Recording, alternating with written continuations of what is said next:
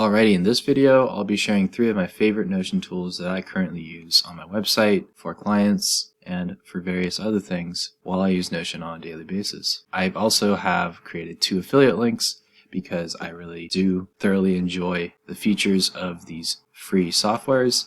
Notionlytics is going to be more of a freemium software where if you want to have access to more than 5 pages, for example, for your search analytics, you're going to have to pay a little bit of money for that. So I'm going to dig right in. I'm also going to show you how I use these softwares so that you kind of get an idea for where I'm coming from. I've also created 2 affiliate links, and I'll put them in the video description below if you want to support me while you create a new account and pay for some of their features. I am not sponsored by either of these softwares, and this is strictly for educational purposes. Let's dig right into Notionlytics. Real quick, if you go to Notionlytics, this is sort of what it looks like. You have access to an analytical page that you can set up across websites that use Notion. If you go visit my website at notionworkflow.com, that's created entirely through Notion.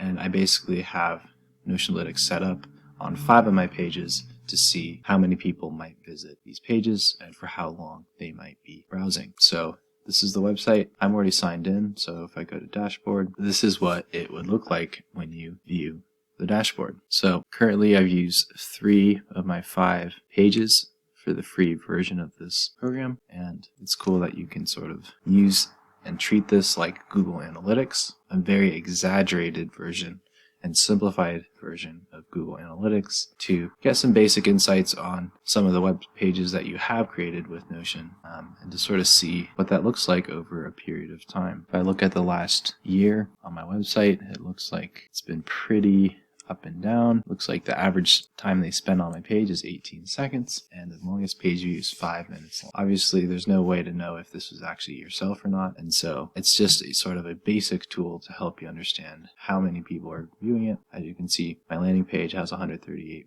views, the work with me page has 48, and my templates page has 46 over the last year. You know, you probably want to have added an uncertainty of 10 to 15 views maybe, I don't know, but it sort of gives you a basic insight and everything, and I think it's pretty handy if you're just starting and you want to sort of understand some basic things about your site. So if you go to my landing page, for example, and you scroll to the very bottom, you have this page analytics by Notionlytics, which appears because it's the free version, but I feel like that's a small sacrifice to pay, given that it's at the bottom of the page, and you still have a way to see how people might be engaging with your page. Pretty neat. And so that brings me to my next tool, which I also use on my website, which is Tally.so. And this is a free online form builder that integrates directly with Notion databases and integrates seamlessly so that you can create responses to your questions and then have those be transfer over directly into your Notion databases through some simple integrations. I personally have created several different forms, as you can see on the page,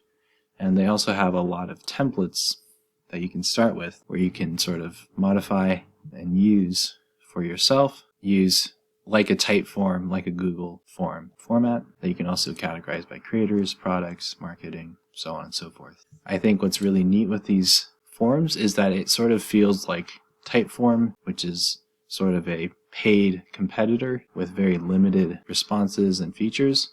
And so I feel like as a free resource, I think it's a really great place to create comments or feedback forms, testimonials like I have here, even when I'm running my giveaways, or even creating forms for our upcoming Notion Accelerator cohort program as well. That is just a preview of how we can use Tally. And so also go to one of the Tally forms that I've created here. If you click on the link, you immediately get here, and you can also embed these within your Notion website like I have if you are building within Notion. And so I'm just going to fill this out real quick to demonstrate how this appears on my site automatically, assuming that everything is set up. Alright, so I just submitted that. So now I said you might get featured on my testimonials page. And so if I go here now, I have basically created this output within my testimonials page and alongside my other one where it says my name, my occupation, and my experience working with Ray. And that great character that I just wrote translates immediately over. That's just one very simple example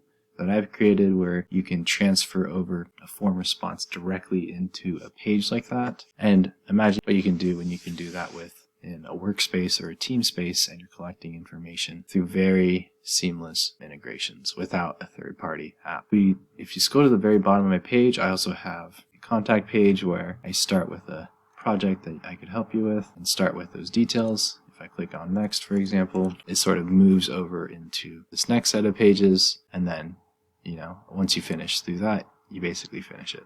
Same here with the questions, comments, or feedback, and this is basically a seamless embed that I've included on my landing page as well as, on my Work With Me page. So this is just a sneak peek into Tally Forms and Notion Analytics, but I highly recommend checking both of those out if you are using Notion and publishing things and want a quick way to embed and track data points, whether you're asking questions to a team or tracking the number of interactions that might happen on a page. These are two really great free options that you can get started with right away. The third one that I want to share with you all is a very simple website. I think I found this through a Twitter thread at one point, but it is just a way to explore icons and create custom ones that are similar to sort of that format that we have in default fashion within Notion. What's neat here is you can change the size or the thickness of the icon lines, as well as using hex codes, and we can also use a search feature and have various ways to modify the line